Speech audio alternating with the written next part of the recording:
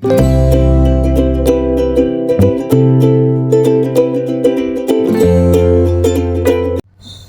hello, salam sejahtera Malaysia. Selamat datang ke channel Fels Lifestyle. Terima kasih kerana terus setia dan terus bersama di dalam channel ini. Tuan-tuan dan puan yang saya amat hormati, saudara-saudara. Setelah PAS mengumumkan terdapat banyak pemimpin mereka sehingga 3-4 lori macam Anwar Ibrahim, pemimpin macam Anwar, mereka ada 3 hingga 4 lori, dan mereka juga telah menyatakan calon Perdana Menteri mereka. Rasanya ada. Dan Hadi Awang sebagai Presiden membuat pengakuan tidak layak untuk jadi Perdana Menteri. Dan yang terbaru, sebelum ini saya sudah pernah buat ulasan tentang ini. Macam mana kalau PAS masuk di Sabah, bertanding di Sabah. Sebelum ini saya ada buat kenyataan tentang ini, ada buat ulasan tentang ini. Yang terbaru, saudara-saudara, PAS dalam satu kenyataan yang paling hebat saya pernah dengar. Satu berkongsian daripada FB page Malaysia Kini BM, Muktamar PAS, menurut pemuda PAS Selangor, adun lantikan di Sabah, Ali Akbar sesuai untuk jawatan tersebut. Lepas Perdana Menteri, pemuda PAS namakan calon Ketua Menteri Sabah. Oke. Jadi apa yang saya nak komen di sini? Pertama, mereka sudah ada calon Perdana Menteri. Kalau PAS sudah ada calon Perdana Menteri, maknanya adakah mereka tidak mahu Muhyiddin ataupun Hamzah jadi Perdana Menteri bagi Perikatan Nasional? Itu yang pertama lah. Dan yang kedua, setelah PAS ada calon Ketua Menteri Sabah, apa yang berlaku kepada Sabah? Orang Sabah coba komen. Tapi saya bukan nak menghasut, tapi saya cuma nak minta pendapat dan pandangan Anda. Tapi sebelum itu, saya nak kongsi kepada Anda tentang terapi imun. Iklan yang saya kongsikan dalam video ini, dalam paparan ini. Terapi imun ataupun transfer factor adalah produk untuk mendidik, menyeimbangkan dan meningkatkan sistem imun badan sehingga mampu melawan pelbagai jenis penyakit.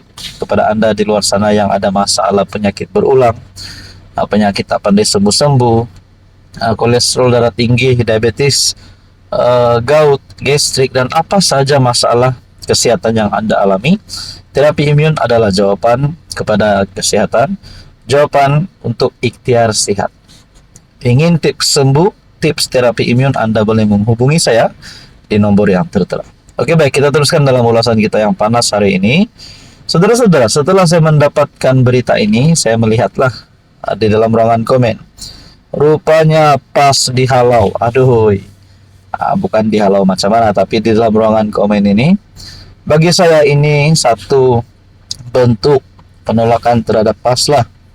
Ada yang kata di sini, di Selangor pun orang tolak PAS, apalagi di Sabah. Jadi jangan menyibuk. Panjang sungguh mimpi parti PAS. Best juga ada terhibur juga sambil scroll sosial media. Sabah for Sabahan, undilah calon lokal parti tempatan Sabah pada PRN Sabah ke-17. Ayo pengundi Sabah, kita pastikan selepas PRN Sabah ke-17, kerajaan baru negeri yang dibentuk oleh parti-parti tempatan Sabah tanpa ada gabungan parti dari Malaya. Ada yang kata, di Sabah tiada kerusi PAS yang menang, adapun hanya adun dilantik. Macam mana mahu jadi Ketua Menteri Sabah? Kalau di Sabah, saya fikir jangan bermimpilah sebab kami di bumi Sabah ini sangat sensitif dengan parti PAS. Habislah, tidak boleh sudah jual sinalau bakas. Cerminlah muka tu dulu, hoi PAS. Jadi saya bukan nak memburukkan parti PAS, tapi kalau saya lihat tren politik di Sabah, memang akan ada penolakan yang besar terhadap parti PAS. Tapi kalau PAS nak bertanding, itu tidak masalah. Sekiranya undang-undang diikut, arahan diikuti, no problem. So kalau PAS nak bertanding, dipersilakan. Tapi apa yang saya nak kata, pada saya sendiri, bagi pemerhatian saya sendiri, pasti ada penolakan terhadap PAS. Tapi apapun belum coba, belum tahu. Apa pula komen Anda? Hai, hello, salam sejahtera Malaysia. Selamat datang ke channel Fels Lifestyle. Terima kasih karena terus setia dan terus bersama di dalam channel ini. Tuan-tuan dan puan yang saya amat hormati, pasti dalam satu gabungan parti, gabungan kerjasama politik, pasti akan ada timbul salah paham, pasti akan ada timbul perkara-perkara yang boleh menarik satu isu yang sehingga menyebabkan perpecahan. Tapi itu bergantung kepada macam mana respon daripada gabungan parti dalam komponen. Contohnya Perikatan Nasional baru-baru ini. Satu kenyataan daripada Sanusi yang telah mengundang, saya boleh katakan sebagai satu isu di mana kepemimpinan bersatu akhirnya mulai bersuara. Ini berkaitan dengan kenyataan Sanusi baru-baru ini. Tuan-tuan dan puan yang saya hormati, saudara-saudara. Habis tu nak jadi ketua, duit tak ada, jentera tak ada. Harap kita pas semua, kata Sanusi. Akhirnya bekas pegawai Muhyiddin berkata, PAS menang 43 kerusi hasil dana bersatu. Akhirnya pengakuan ini menjawab kenyataan Sanusi dan PAS.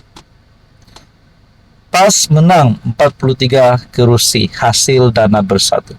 Adakah ini boleh menyebabkan perpecahan di antara PAS dan bersatu? Oke, tapi sebelum saya teruskan lagi, ada satu poster saya share di sini. Ini adalah terapi imun.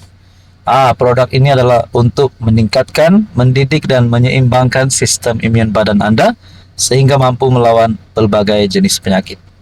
Kepada Anda di luar sana yang seringkali ada masalah penyakit berulang, gout, gastrik, bacaan kolesterol, darah tinggi, diabetes, kencing manis, apa saja masalah penyakit yang Anda alami, mungkin ini adalah jawaban kepada doa Anda, kepada ikhtiar Anda untuk sehat. Sekiranya Anda berminat tentang transfer factor terapi imun, Anda boleh menghubungi saya di nomor yang tertera. Oke, saudara-saudara, dengan kenyataan daripada Sanusi ini yang telah mengambil perhatian netizen, bahkan kepimpinan bersatu sendiri pun menjawab kenyataan ini. Adakah ini boleh menyebabkan perpecahan di antara PAS dan bersatu? Adakah PAS selepas ini akan bergerak solo tanpa bersatu? Dan demikian juga bersatu. Adakah bersatu akan bergerak solo tanpa PAS selepas ini? Terutamanya bagi mendepani pilihan raya umum ke-16. Seperti yang kita tahu, ada yang kata Muhyiddin selaku pengurus CPN, sepatutnya bukan beliau yang jadi pengurus CPN, karena parti yang paling banyak jumlah ahli parlimennya di dalam komponen Perikatan Nasional adalah PAS, maafkan saya. PAS mempunyai 43 ahli parlimen, manakala bersatu kalau saya tak silap tak sampai 40 pun. Nah, jadi saudara-saudara, tuan-tuan dan puan yang saya amat hormati, adakah perpecahan antara PAS dan bersatu boleh timbul setelah isu ini semakin menjadi panas?